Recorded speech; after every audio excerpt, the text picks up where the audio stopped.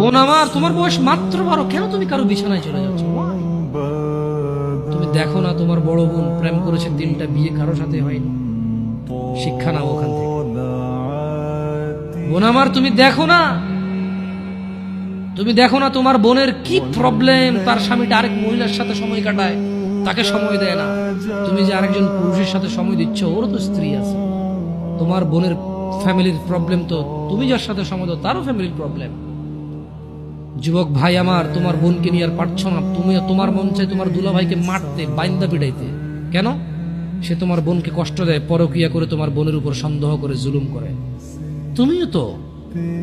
তুমিও তো কারো দুলা ভাই, তুমিও তো আরেক মহিলার সাথে সময় কাটাও, তোমার বউকে সময় দাও। তোমার শালারও তো মন চায়, তোমার সম্বন্ধে শ্বশুরও তো মন চায় জামাই বা দুলা ভাইয়ের পিটাই ধরে। কেন এভাবে বিচার করো না যুবক? বোন আমার, তোমার বয়স মাত্র 14, মাত্র।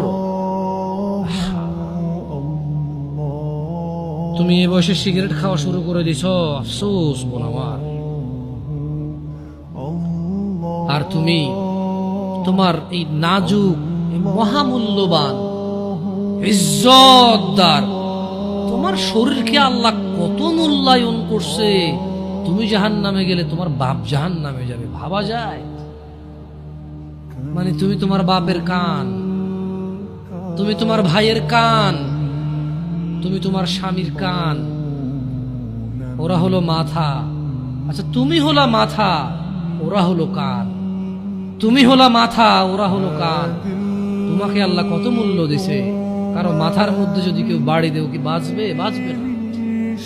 যত বড় ডাক্তার, কবিরাজ, যত উন্নত চিকিৎসায় নিয়ে যাক, যদি ওর মাথা ফেটে চৌচির করে দেয়, মস্তিষ্ক বেরিয়ে যায়, ওর বাঁচার চান্সেস কতটুকু আছে আর কতক্ষণ আছে?